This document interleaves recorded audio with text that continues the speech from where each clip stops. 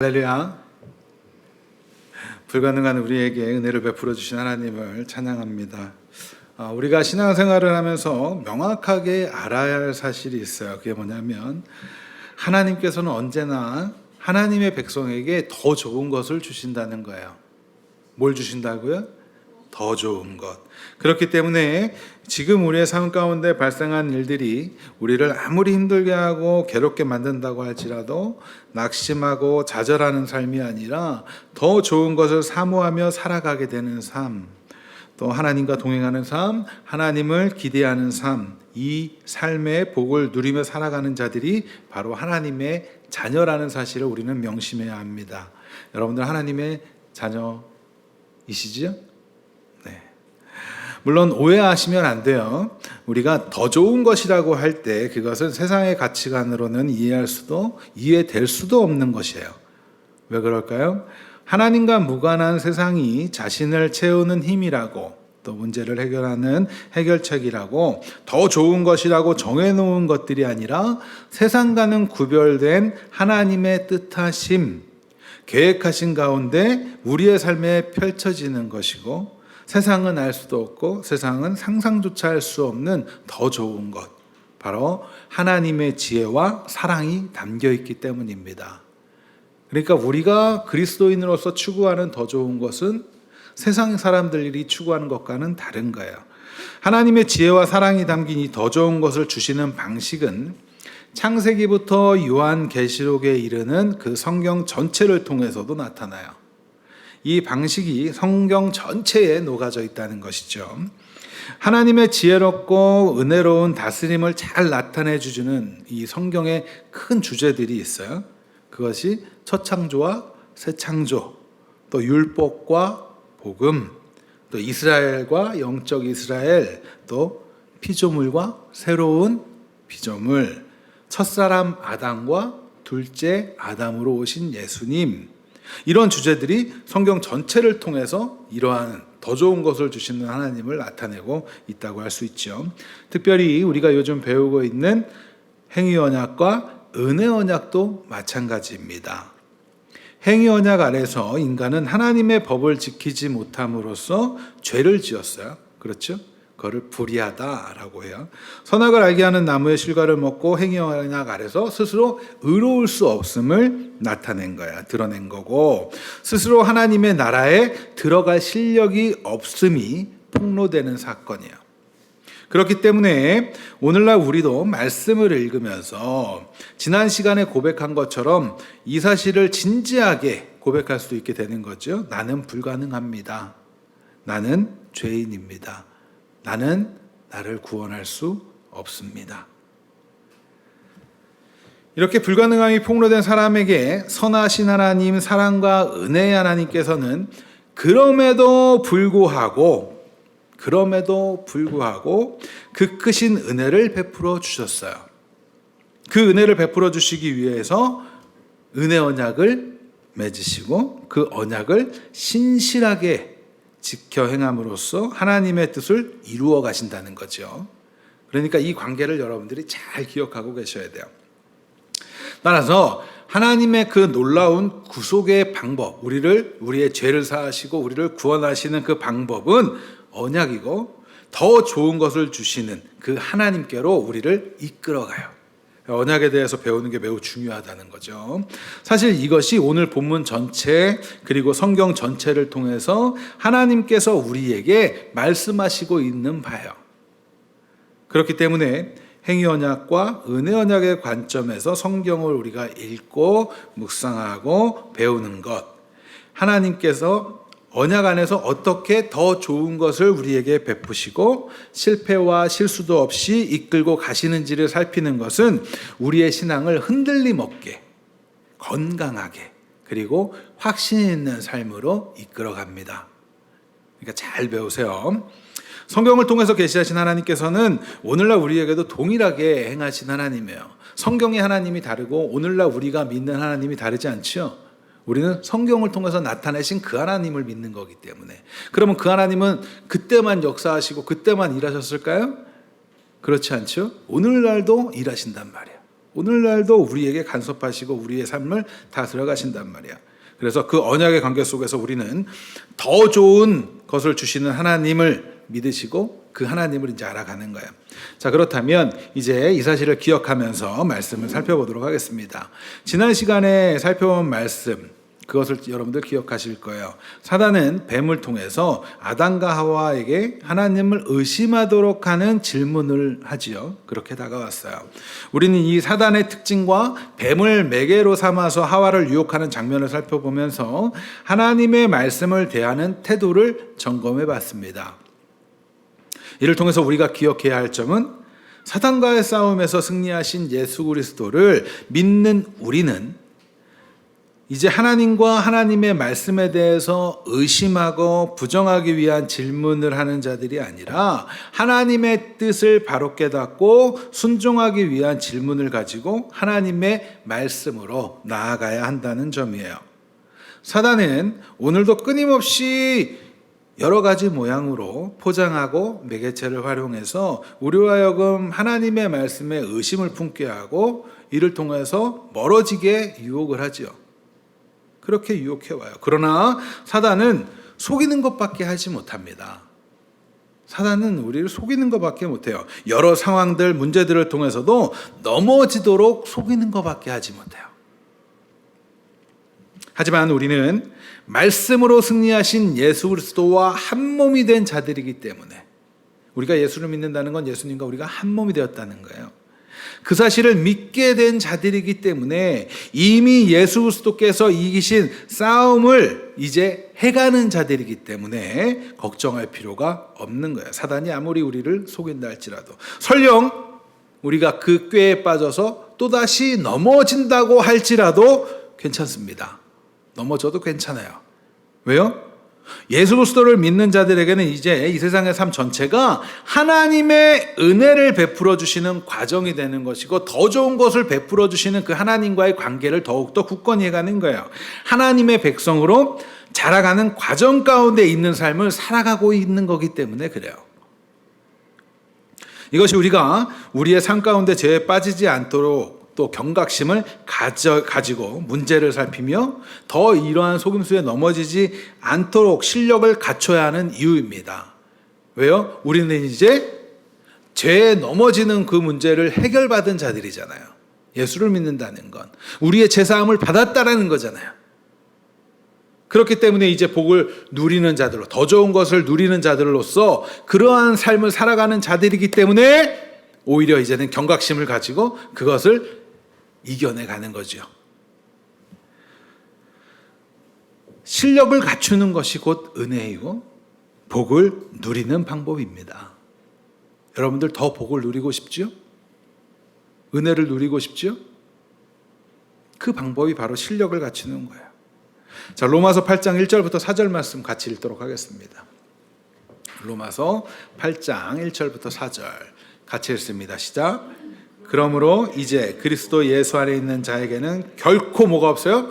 정죄함이 없나니 이는 그리스도 예수 안에 있는 생명의 성령의 법이 죄와 사방의 법에서 너희를 해방하였음이라. 율법이 육신으로 말미암아 연약하여 할 수 없는 그것을 하나님은 하시나니 곧 죄로 말미암아 자기 아들을 죄 있는 육신의 모양으로 보내어 육신의 죄를 정하사 육신을 따르지 않고 그 영을 따라 행하는 우리에게 율법의 요구가 이루어지지 않게 하려 하십니다. 율법이 무엇을 알게 해요?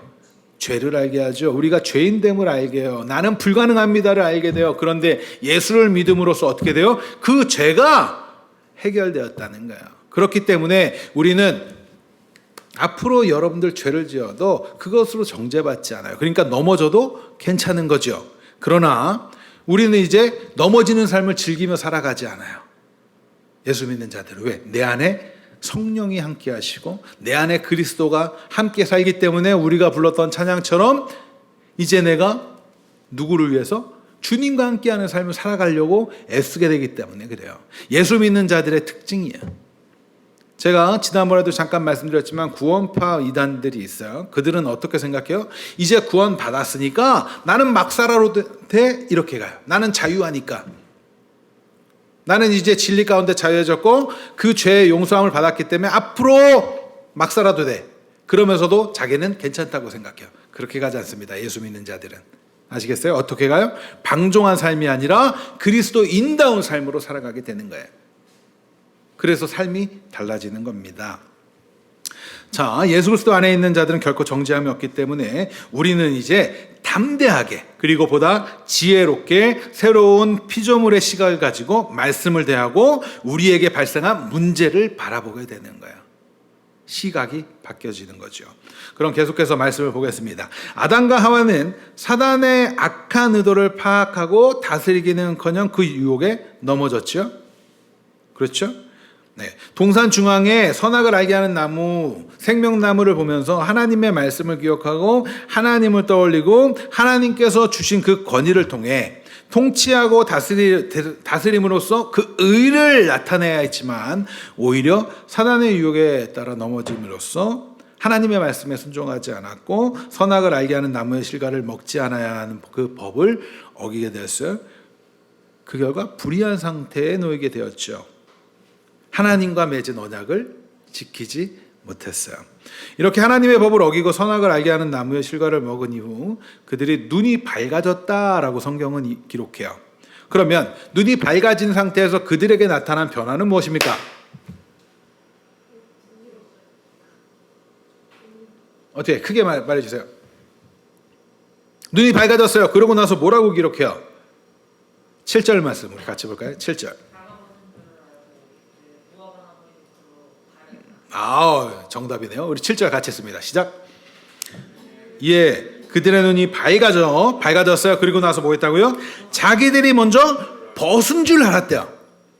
자, 아시는 것처럼 아담, 곧 남자가 처음 피조되고 그 후 남자의 갈비뼈를 통해서 어떻게 여자가 피조되죠. 남자는 여자를 향해서 무엇을 느꼈어요? 우리 배웠어요. 그죠? 자신과 동일한 존재, 바로 나라는 사실을 하나된 존재임을 알았어요. 그래서 뭐라고 고백해요? 이는 내 뼈 중에 뼈요, 살 중에 살이라. 우리 남학생들 나중에 여자친구 생기면 정말 사랑하는 마음이 들면 이런 고백을 하길 바래요. 혼자 살래요? 차이지 않을까 싶어요. 이런 고백을 해서 그 친구가 알아들으면 그 사람도 그리스도인일 거 아니에요. 못 알아들으면 그리스도인이 아니겠지. 이런 엄청난 고백을 하게 되죠. 자신과 하나된 존재, 바로 나라고 느꼈어요. 사랑을 느꼈어요. 하나됨을 느꼈어요.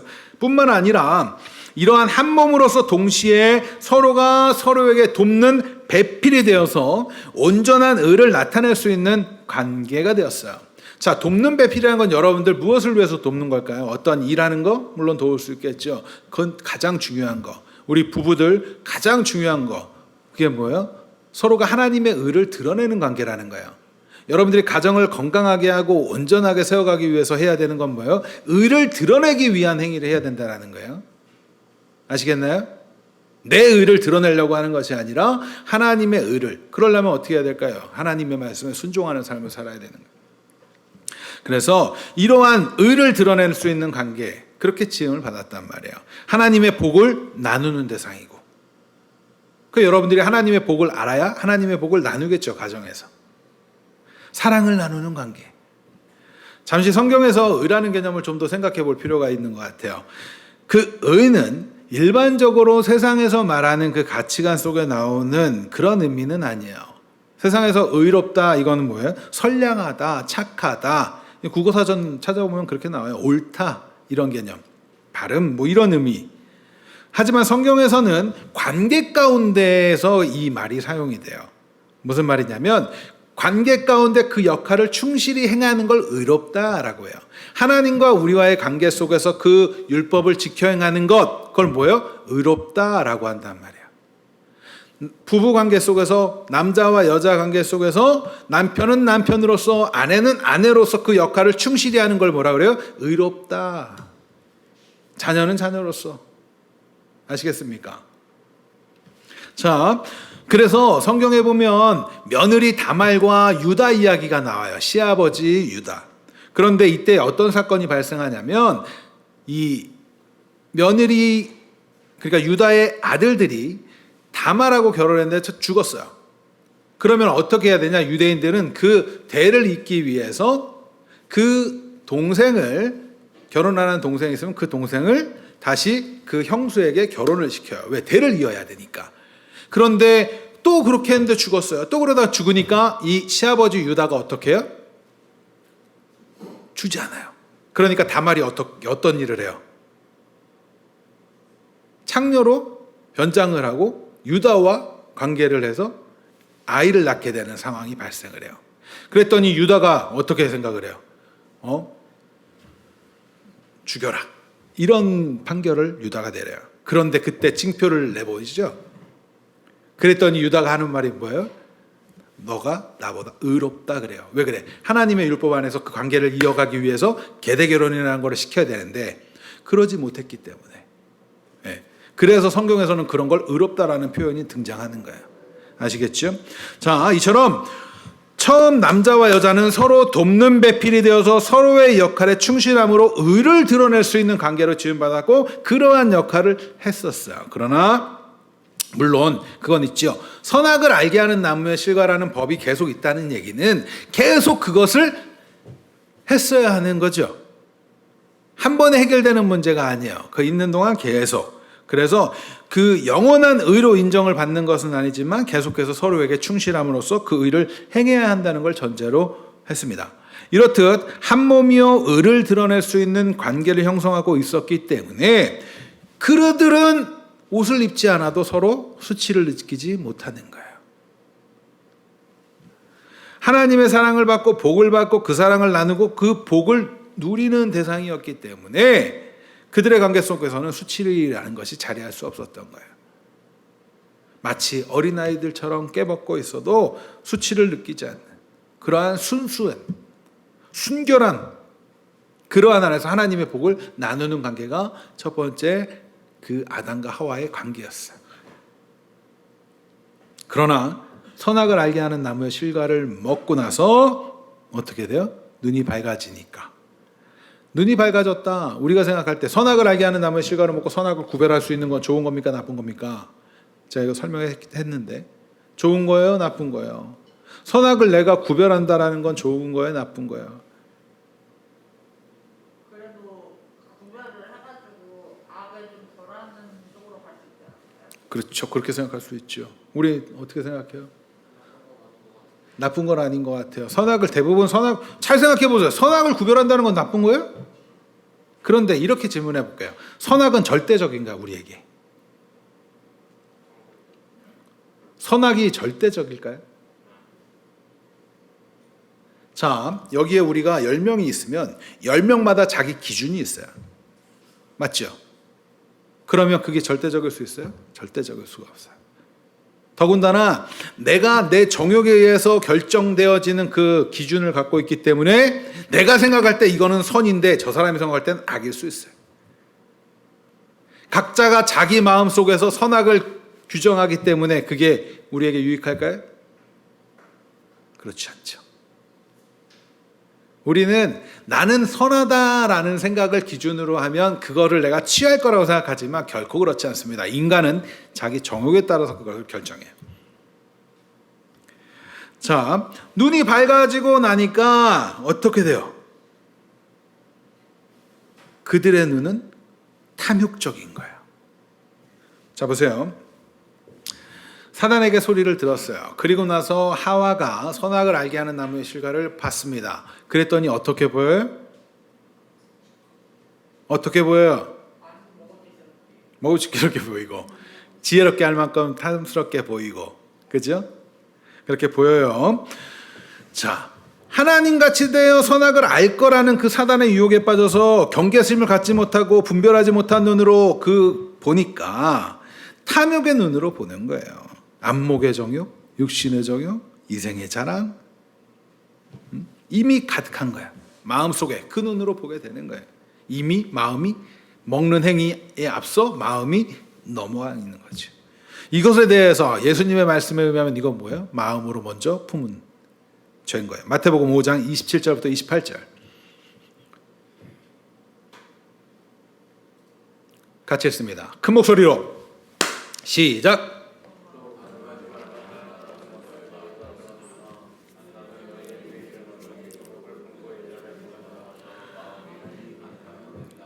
뭐 했다고요?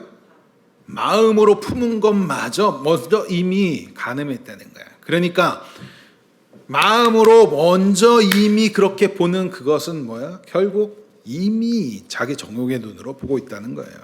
이렇게 정욕에 끌린 눈으로 선악을 알게 하는 나무의 실과를 바라보고 이내 행동으로 옮기게 되어 그 실과를 먹는 거죠. 그 실과를 먹은 그들, 하나님의 법을 어김으로써 죄에 빠진 그들은 이제 상대를 자신이라고 말하고 의를 지키는 관계, 복을 누리는 관계, 하나님의 사랑을 나누는 관계에서 보는 것이 아니라 어떻게 봐요? 정욕적인 눈으로 바라보겠죠. 그렇죠? 서로가 수치를 느끼는 대상이 되어져 버리는 거야. 더 이상 한 몸이 아니라 너와 나가 되는 거야. 우리가 왜 이렇게 안 맞고 싸울까요? 부부들이. 왜 안 맞고 싸울까요? 나는 나, 너는 너기 때문에 그래요. 여전히. 하나의 가족이라고 하지만 사실 그 안에서 나는 나고 너는 너고. 내 자식으로 낳은 이 아이들도 생각이 달라지죠. 특히 우리 이제 사춘기에 정점에 있는 친구들. 대답해 보세요. 엄마 생각은 엄마 생각이고 내 생각은 내 생각이지가 이제 슬슬 막 차오르기 시작합니다. 이제 그분이 가셨대요. 그거 자연스러운 거야. 근데 사실은 사춘기가 오는 건 그런 생각이 들어요. 이제는 아빠 말 엄마 말이 다 옳은 줄 알았더니 이제는 내가 보니까 어디서 주워드는 게 조금씩 있거든. 그러니까 이거 아빠 틀린 것 같고 왜 이렇게 하지? 이런 생각도 드는 거고 내가 왜 이래야 되지? 이런 반항심 막 생기는 거 당연한 거야. 그러나 그때를 잘 보내기 위해서는 어른들의 말을 잘 들으세요. 네. 사춘기 때 그런 훈련이 필요해. 나를 통제해보는 훈련이 필요한 거야. 내 멋대로 막 살아보는 거 그거보다 더 중요한 건 나를 절제하는 걸 스스로 배워가야 돼요. 자, 어찌되었든 이러한 정욕의 눈, 육신의 정욕, 안목의 정욕, 이생의 자랑 같은 이 탐욕 어린 시선으로 상대를 보니까 어떻게 돼요? 이제는 수치스러움이 보여지기 시작하는 거야. 서로 불의를 나타내는 대상이 되는 거야. 수치를 드러내는 거울. 범죄한 그들의 모습은 결국 어떤 모습으로 나타나요? 관계가 깨어지는 모습으로 나타납니다. 그렇죠? 하나님이 물으실 때 아담은 하와의 핑계를 대고 그러면서 어떻게 해요? 이는 뼈 중에 뼈, 살 중에 살이 아니라 저 여자 때문에 이런 얘기 나오는 거예요. 관계가 깨어지는 거예요. 그게 첫 번째로 나타난 문제예요. 그런데 더 큰 문제가 있어요. 하나님의 법을 깨트림으로써 더 큰 문제는 남자와 여자와의 관계뿐만 아니라 하나님과의 관계가 깨어졌다라는 사실이에요. 하나님과의 관계가. 아담과 그의 아내는 동산을 거니시는 그 여호와의 소리를 듣고 하나님 앞에 나아가는 것이 아니라 하나님의 낯을 피하게 되죠. 숨게 돼요. 본래 하나님과 인간의 관계는 어떤 관계입니까? 어떤 관계예요? 아버지와 아들의 관계예요. 또 그러니까 이게 배웠던 것들을 자꾸 떠올리면서 답변을 하셔야 되는데 하나님과 인간의 관계는 어떤 관계예요? 왕가시나 또 우리가 창세기에서 보면 하나님이 인간을 창조했죠. 생기를 불어넣었어요. 그러니까 뭘로 연결되어 있어요? 생명으로 연결되어 있는 관계예요. 하나님이 또 안식일 전에 창조했다는 걸 제가 어떻게 설명했나요? 인간은 어떻게 지음받았다? 뭐하는 존재로? 하나님 안에서 안식하는 존재로, 하나님 안에서 만족하는 존재, 하나님 안에서 행복을 느끼는, 하나님으로만으로 만족할 수 있는 존재로 지음받았어요. 인간은 본래적으로. 그런데 범죄하고 나니까 어떻게 돼요? 그 하나님으로부터 숨지요. 피하지요. 하나님 안에서 평안을 누리고 쉼을 얻고 안식을 누리는 그러한 하나님과의 관계가 있었는데 그것에서 이제는 만복의 근원 되신 하나님과 함께할 때 가장 행복하고 하나님과 할 때 기쁨을 누리는 관계였는데 이제는 하나님이 그런 대상이 아닌 거예요. 하나님이 두려워졌고 그래서 하나님을 피하는 거예요. 하나님과의 관계가 안식을 누리는 관계가 아니라 하나님의 복을 더 누리는 그런 상태가 아니라 하나님과의 관계가 단절되어지는 숨는 관계가 되는 거예요. 하나님과의 그 단절이 뭐라고 그랬죠? 하나님과 단절됨이 뭐라고 그랬어요? 하나님과 끊어짐이 바로 죽음이잖아요. 선악을 알게 하는 나무의 실과를 먹음으로써 하나님의 법을 어긴 이들은 이미 영적으로 죽음을 맞이한 거예요. 이처럼 하나님의 법을 어긴 결과는 실로 엄청난 겁니다. 불의한 것은 이렇게 엄청난 거예요. 의로웠다면 그들은 어떻게 됐어요? 생명나무의 열매를 먹고 살아갈 수 있었어요. 그러나 불의하니까 어떻게 돼요? 그 생명으로부터 끊어지는 거예요. 서로 사랑을 나누며 그 의로움을 드러낼 수 있는 남자와 여자 부부관계가 깨어졌고, 평안과 안식, 생명의 근원 되시며 만복의 근원 되신 하나님과의 관계가 깨어졌어요. 사단의 속임수를 분별하지 못하고 다스리지 못하고 하나님의 뜻을 벗어난 결과는 결국 모든 관계를 깨어지게 만듭니다. 사랑과의 관계, 하나님의 관계, 행복과 기쁨과 사랑, 하나님의 풍성한 은혜와 복을 누리던 상태에서 죄로 인하여서 그 모든 관계가 깨어졌고, 그 깨어진 관계로 인하여서 그 마음은 이제 자신의 눈이 밝아져 자기만 바라보는 상태에 놓이게 되는 거예요. 모든 것을 상실한 상태. 그럼 누가 책임져야 돼요? 이제 그런 상태에 놓였을 때 누가 책임져야 돼요? 다 모든 관계가 끊어졌어요. 그러면 누가 책임져야 되냐고, 그 삶을. 그 인생을 누가 책임져 살아야 돼요? 누가? 결국에는 내가 나를 책임져야 되는 상태에 놓이게 되는 거죠. 앞서 질문한 것처럼 선악을 알게 되는 것, 그거 질문하면 대부분은 그게 좋은 것 아닌가? 이런 생각을 많이 해요. 하지만 우리 정욕에 따라서 그렇게 판단을 한다면 결코 좋은 것은 아니에요. 더군다나 언약 아래서 자신의 미래에 대해서 우리는 확신을 가질 수가 없죠. 언약 아래서는 사실은 확신을 갖는 삶을 살았어요. 그렇죠? 이렇게 하면 이렇게 해줄 것이라는 기대가 있었어요. 그러나 언약이 깨어지니까 어떻게 돼요? 이제는 그것마저도 불안하죠. 내가 이제는 지킬 수 없으니까, 생명의 그 나무의 열매를 먹을 수 없으니까 불안하죠. 불안감. 보장된 삶이 아니라 이제는 불안한 삶을 살아야 돼요. 그런데 그걸 누가 책임지며 살아야 된다고요? 내가 책임지며 살아야 되는 거예요. 하나님의 은혜를 떠난 인간은 자신이 책임지며 살아야 되는 거예요. 자신이 앞으로의 삶을 스스로 판단하게 되면 사실 어떻게 될까요? 우리는 한 치 앞도 모르잖아요. 여러분들 한 치 앞을 압니까? 내일 무슨 일이 일어날지, 오늘 하물며 집에 돌아갈 때 무슨 일이 일어날지 알아요? 그냥 이렇게 될 것이라고 그냥 막연하게 생각을 하고 있는 것이 확신할 수는 없죠. 그죠? 우리의 앞날 여러분들 아세요? 저는 참 안타까운 일을 보게 되는 게 뭐냐면, 신앙생활을 뒤로 미루는 걸 보면 참 안타까워요. 예수를 믿는 거를 뒤로 미루는 것 참 안타까워요. 왜요? 한 치 앞도 모르는 우리가 다음에 믿어야지, 나중에 믿어야지. 우리는 예수 믿는 건 지금 믿는 거야.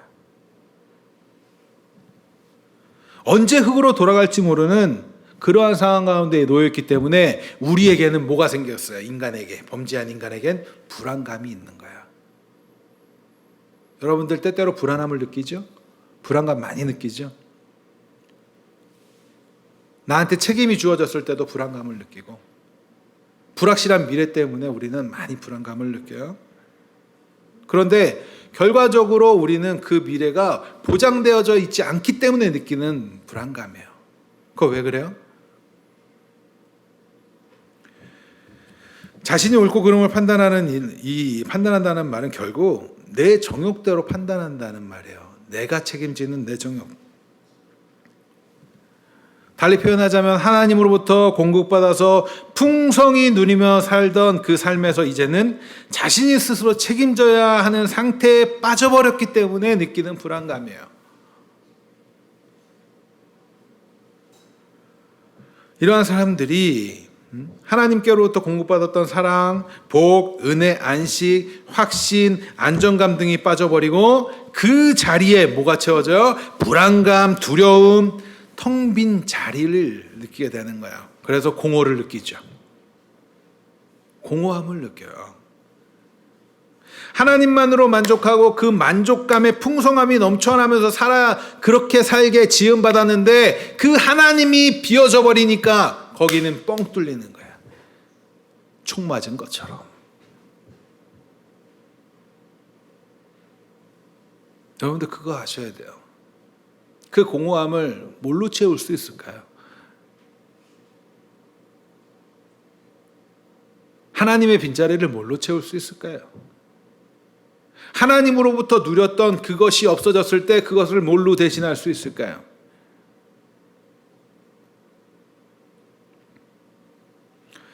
하나님이 하나님과의 관계 속에서 누리는 그것을 나누라고 우리의 이웃을 만들죠.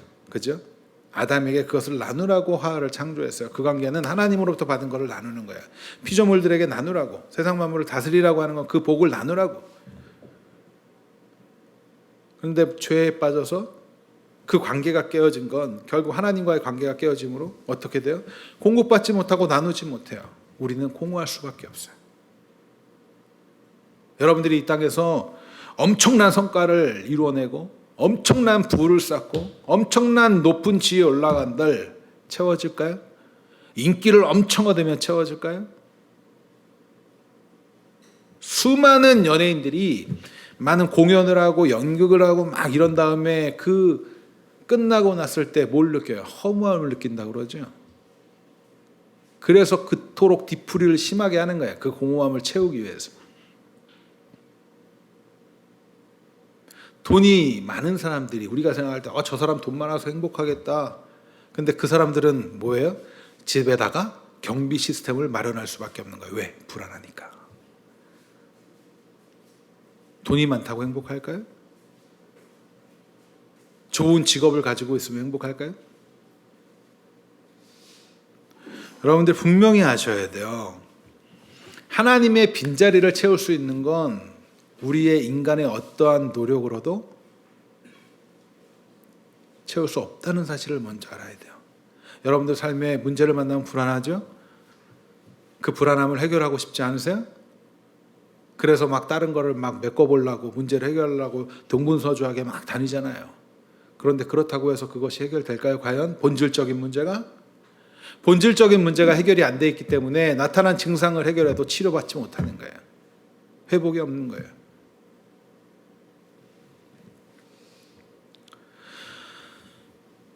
이런 불안한 상태에 하나님의 복을 차버린 상태에 빠진 그들이 그것을 벗어나기 위해서 취한 방식이 뭘까요?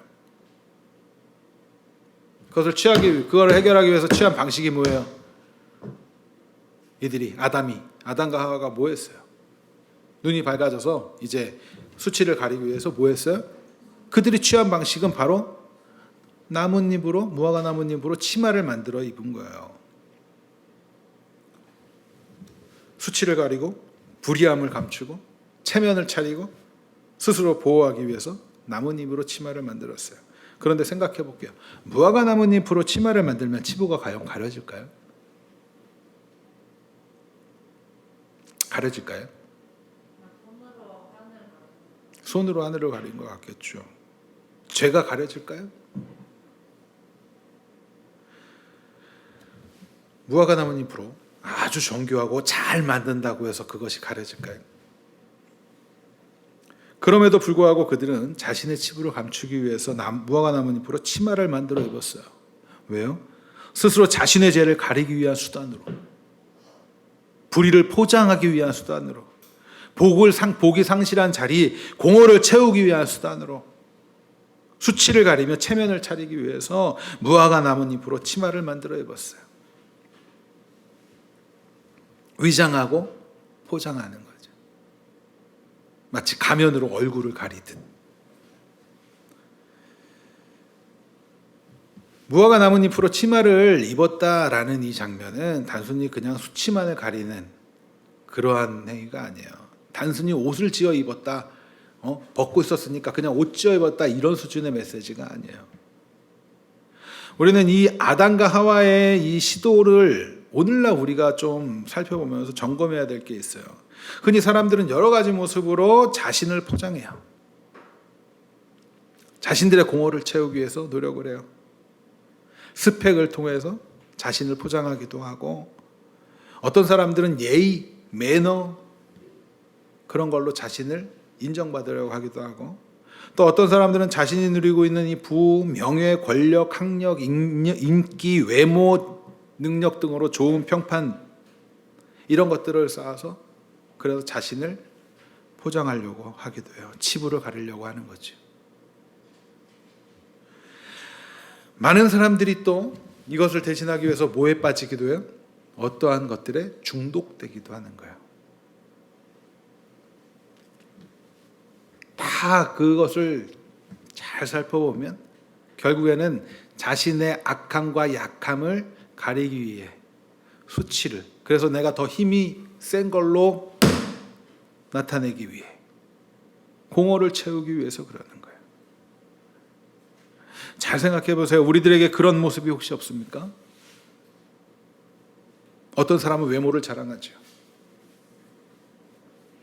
그래서 그 외모가 오죽하면 외모 지상주의라는 말이 돌고, 과거에는 연예인들만 하던 그 수술을 모두가 다 하는, 왜요? 그걸로 내가 내 티를 가리려고 하는 거예요.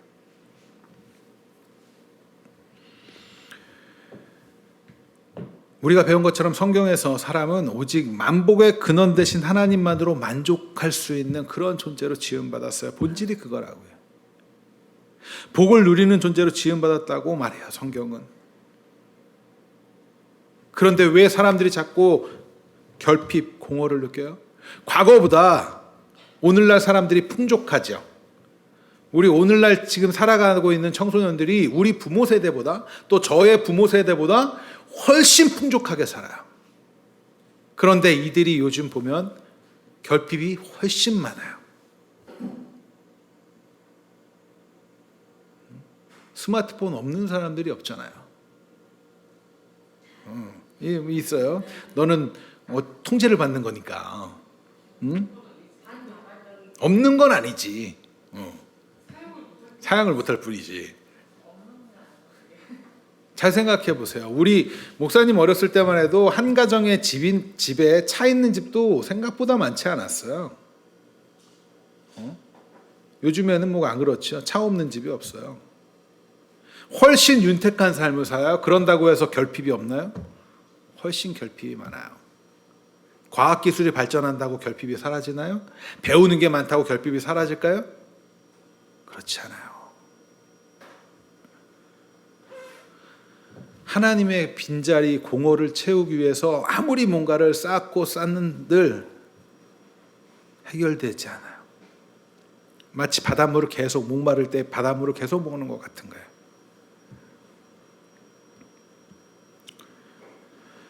많은 사람들이 자꾸 이런 생각을 하는 것 같습니다. 특히 신앙인이라고 하는 사람들도 이런 생각을 좀 많이 해요. 신앙과 삶은 별개로 봐요. 그렇지 않습니다. 여러분들, 우리의 신앙은 삶으로 하는 거예요. 하나님의 말씀, 하나님과의 관계를 확실히 하고 그 관계 속에서 그 말씀에 따라 우리의 삶을 살려고 애써야 돼요.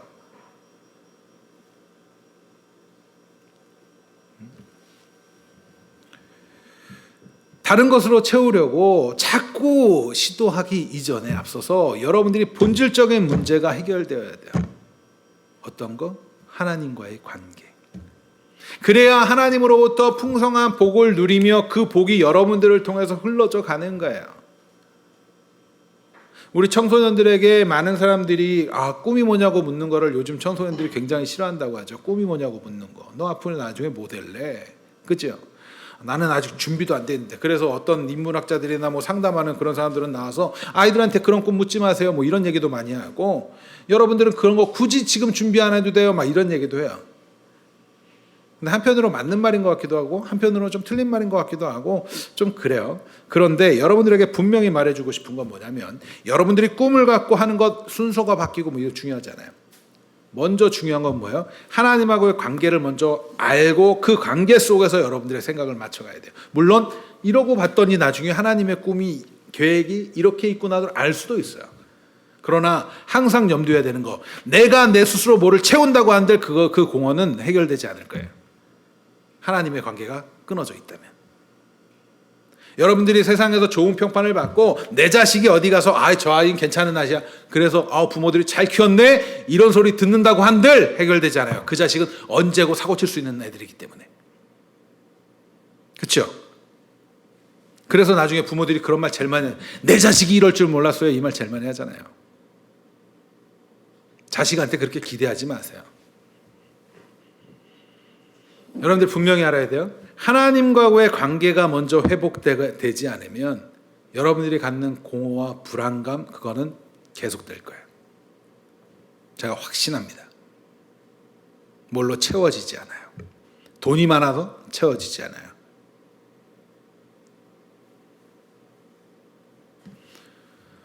먼저 하나님하고의 관계를 먼저 회복하기를 간절히 소망합니다. 자꾸 세상에서 다른 것으로 해결책을 먼저 찾으려고 하지 마세요. 하나님과의 관계가 바로 서 있으면 그 인생은 하나님이 책임지십니다. 세상은 알 수도 줄 수도 없는 더 좋은 것으로. 무화과 나뭇잎은요, 아무리 정교하게 만들어도 마르게 돼 있어요. 하나님의 햇볕이 쫙 내리친다고 생각해 보세요. 나뭇잎에 햇볕이 계속 내려진다고 한번 생각해 보세요. 어떻게 됩니까? 말라 비틀어지고 말아 올라져 갈 것이고, 그죠? 그리고 톡 치면 바싹 될 거예요. 그거 붙잡고 아이고 나 가리겠다고 계속 그러고 다닐 겁니까? 그러고 다니실 거예요? 그 무화과 나뭇잎이 우리의 그 수치를 가리고 또 우리를 보호해 줄 수 있을까요? 여러분들이 쌓아 올린 것들이 여러분들을 보호할 수 있을까요? 제가 가끔 말씀드리지만 저희 집 잘 나갈 때 그거는 영원히 있을 줄 알았습니다. 한순간이거든. 한순간 사라지는 거. 아마 여기서 그런 거 경험하신 분들은 있을 거예요. 한순간이에요. 부자는 망해도 3년 간다는데 하나님이 흩으시면 3년이 아니라 하루아래도 끝나. 아세요? 공부 잘하는 거 그것도 마찬가지예요. 먼저 해결돼야 될 게 있단 말이에요, 여러분들.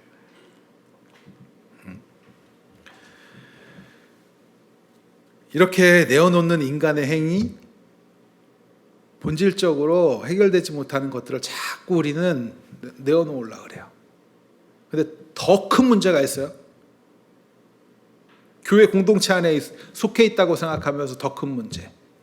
그저 그냥 종교 행위만 내어놓는 거예요, 하나님 앞에. 그러면서 나는 이것도 했고요, 헌금도 했고요, 나는 봉사도 했고요, 나는 목사였고요. 아무 의미 없습니다. 형식만 취하려고 하는 거. 오늘 나 이번 주 한 주 교회 갔다 왔으니까 괜찮은 거겠지. 정말 하나님을 믿으세요. 정말 예수 그리스도를 주로 붙드세요. 그러지 않는다면 아무 의미 없어요. 그냥 스스로 위로하고 위안을 삼고 싶은 것뿐이에요. 그러나 해결되지 않아요. 형식적인 종교생활? 신약성경을 보면 이 무성한 종교행위에 관해서 예수님께서 이러한 교훈을 하셨어요. 마가복음 11장 12절부터 14절 말씀입니다. 같이 읽습니다. 시작.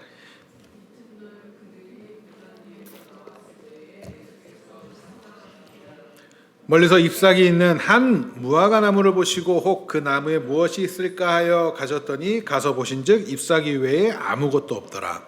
이는 무화과 떼가 아님이라. 예수께서 나무에게 말씀하여 이르시되 이제부터 영원토록 사람이 내게서 열매를 따먹지 못하리라 하시니 제자들이 이를 듣더라. 이상하지 않습니까? 13절 보면 이상하지 않아요? 자, 예수님께서 나뭇잎을 보시고 열매를 먹기 위해서 가셨는데 열매가 없어. 그런데 봤더니 이는 무화과 때가 아니야. 그러니까 무화과가 열릴 때가 아닌데 예수님이 가셔가지고 열매가 없네. 그러고 저주하신 거예요. 뭐를 말씀하고 싶으신 거겠지요. 이 장면이 어떤 장면에서 나오냐면 성전을 청결하게 청소하시기 전에 이렇게 나오는 장면이에요. 그것들을 통해서 예수님께서 하시는 건 뭐냐면 그 당시에 형식적이고 율법적이고 그렇게 빠져서 자신의 의를 스스로 드러내려고 하는 이들의 열매가 없는 그들을 이렇게 심판하시겠다라는 그런 내용이 담겨져 있는 거예요. 무엇을 할 수 있어요? 입만 무성해, 형식적인 그런 것들만 무성해. 그리고 자신의 의를 그것으로 드러내려고 하는 그들에게, 겉으로만 신앙인인 그들에게, 종교인인 그들에게, 우리는 때때로 하나님 앞에서 무화과 나뭇잎 같은 그 종교 행위를 해내는 경우가 너무나 많아요. 사실 우리가 지금까지 많이 그래왔잖아요. 아니에요? 저는 그래왔습니다. 이제는 바뀌어져 가야 돼요. 형식 쫓아서 했던 거, 그것이 중요한 게 아니라 본질적인 걸 알아야 돼요. 내가 세상에서 내가 이것이 해결책이야라고 그것 쫓아가는 자들이 아니라 이제는 하나님과의 관계를 통해서 그 공허가 채워져야 한다는 사실을 마음속 깊이 깨닫고 그래서 하나님 앞으로 나아가는 자들이 되어야 돼요. 우리는 분명히 알아야 합니다. 우리는 불가능한 자들이에요. 그렇죠?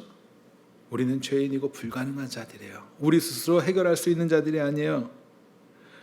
더군다나 우리가 아무리 어떠한 것들을 내어놓는다고 할지라도 그것이 우리의 치부를 가려줄 수 있지 않아요. 그것을 여러분들 먼저 인정하시기 바랍니다. 인정하세요? 고백하세요? 깊이 묵상하면서 여러분들 그 사실을 고백하세요.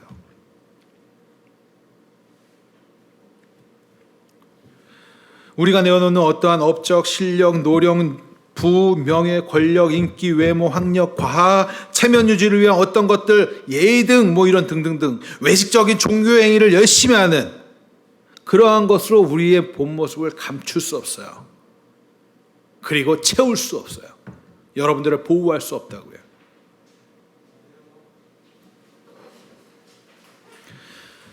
또 종교행위뿐만 아니라 여러 가지 모양으로 중독되는 걸로 그 하나님의 빈자리 채울 수 없어요.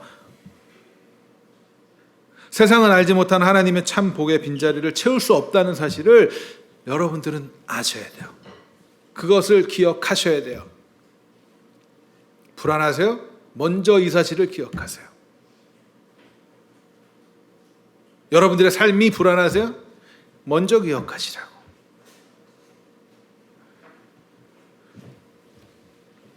여러분들 그런데도 여전히 무화과 나뭇잎 같은 그 치마, 아담과 하와가 그 자신의 치부를 감추기 위해서 만들었던 그것 때문에 여러분들의 시간을 허비하실 겁니까?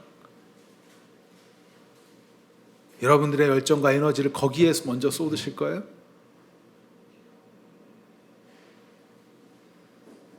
공허를 스스로 채워보겠다고 그거 계속 잊고 있으실 거예요? 그거 계속 잊고 있을 거냐고.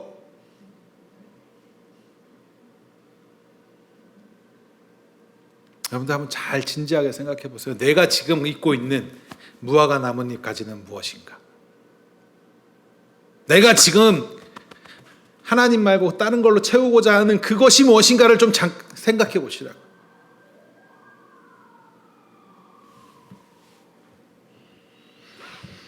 그것을 벗는 게 때때로 우리가 생각할 땐 두렵습니다. 그렇죠?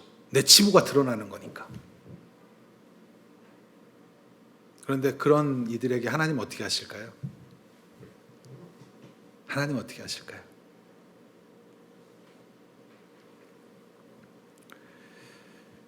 다음 시간에 그것에 대해서 하나님 어떻게 하시는지를 배우는 시간을 갖도록 하겠습니다. 여러분들 한 주간 동안은 분명히 이걸 기억하세요.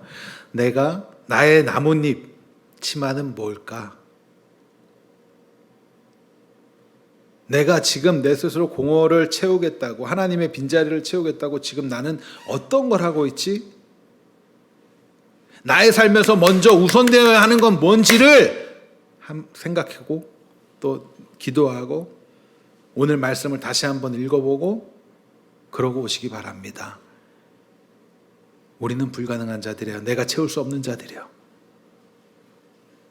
나의 불안함을 내가 해결할 수 없어요.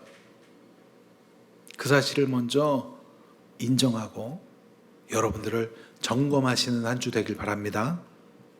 그리고 나서 다음 주의 말씀을 우리가 읽어보자고요.